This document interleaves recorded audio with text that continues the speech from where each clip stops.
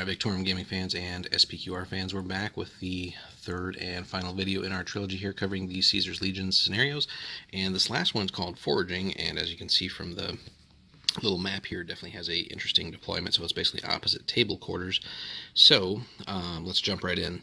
So both players have the equal denarii for the battle, as is normal. The enemy player is the defender, the Caesar's Legions player is the attacker here. And then moving on up, setup. So the defending player places 3 to 5 buildings in his deployment zone.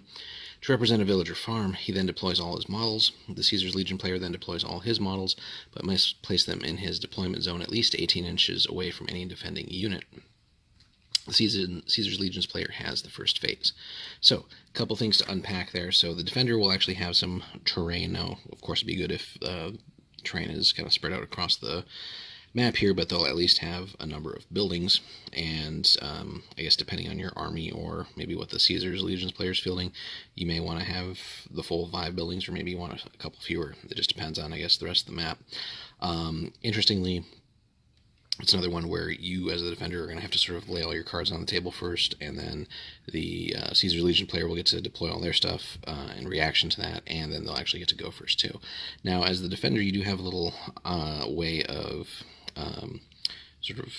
messing with the Caesar's Legion player, so they do have to deploy at least 18 inches away from you. So if you have like a small, like 5-man unit or something, I would put it as the defender sort of right up in that corner here, because then you're going to create basically an 18-inch bubble where the Caesar's Legion player cannot deploy in, so effectively pushing them back and granting yourself an extra turn or so of time to get ready and maneuver and maybe move into either of these other zones here, or just start trying to flank them, or just come up with a better battle plan, because again, just being in this table quarter here doesn't necessarily grant you maybe perfect amount of space or the way you want to deploy, or just other things you want to accomplish. But something to keep in mind as the defender, you do have the ability to mess with the Roman player here. So again, I would just park a small little skirmisher throwaway unit, if you have one, right at the very edge here, because again, you're going to push them back 18 inches. So something to certainly consider. Special rules then. Caesar's Legion's unit in contact with any building placed by the defender may pillage it for food and stores. This requires a special action. For every special action performed to pillage a building, the Caesar's Legion player receives a foraging point. If a unit is destroyed, all foraging points it had earned are lost. Okay, and then how do you actually win this?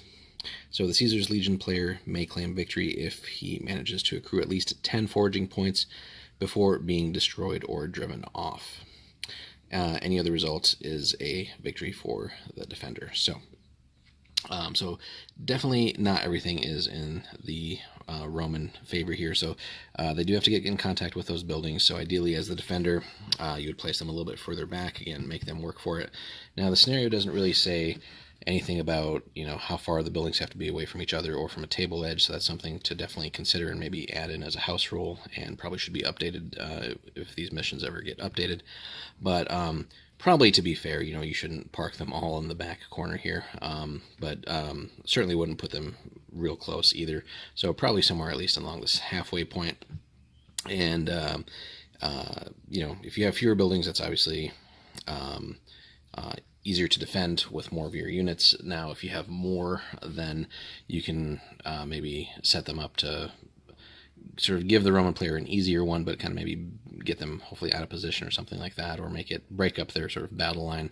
But again, that's it really all depends on, again, what each side has and how the rest of the battlefield and all that is set up. But that is the way for them to win. You as the defender just have to keep them from getting those 10 points. So ideally, if they have a unit that loads up on those foraging points, you need to find a way to then destroy it, because that just sets the Roman player back so far, and ultimately time may not be in their side. Now, if they start driving you off and start whittling you down, they can park some of their units on those and just really quickly start accumulating those. So so it's basically, in a sense, it's another one of the wipe the other side out kind of missions, but with the other caveat of having to collect the foraging points if you're the Roman. Now, granted, if you wipe off the defender, you'll have all the time in the world, really, to do that, or if you're close to wiping them out. yeah, you might want to then, as the defender, also spread some of these buildings out. Just really, again, make the Romans work for everything that they have to accomplish here, and put units in their way, harass them, try to kite them into other areas. Ideally, even try to get behind them and pick off some of their weaker units. And again, just doing anything and everything you possibly can to make it difficult for them to accomplish their mission, which again is accumulating those foraging points. So if you are a defender, I think with a fair access to medium to long range missile troops, that can probably pay dividends here if you can set yourself up in good areas to again start whittling their forces down and really concentrate on any of their units that do make it to your buildings to start collecting foraging points. So now on the Roman side, if you're a smart player, you might again, depending on how the battle's going, get a few foraging points with a unit and then start going back towards your own deployment zone just to keep that unit secure and keep it from being destroyed.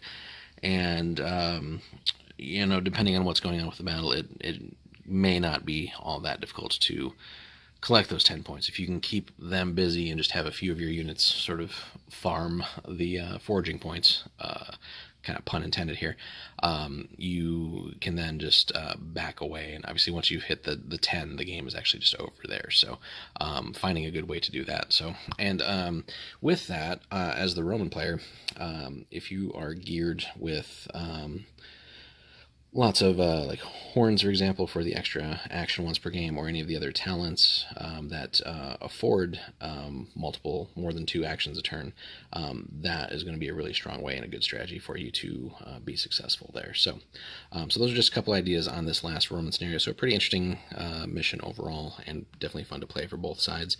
Again, probably does need a little bit of fine-tuning as far as, again, where exactly buildings should be placed and how far apart, and how close to board edges and stuff like that. But other than that, it's a pretty good mission. So definitely no real complaints there. So foraging, last of the Caesar's Legions scenarios. Hope you guys enjoyed the video. Hit us with a like if you can, and a subscribe if you haven't already. And then we'll see you as we start our next trilogy here, which will be on the Dacians and their scenarios. See you in the next one.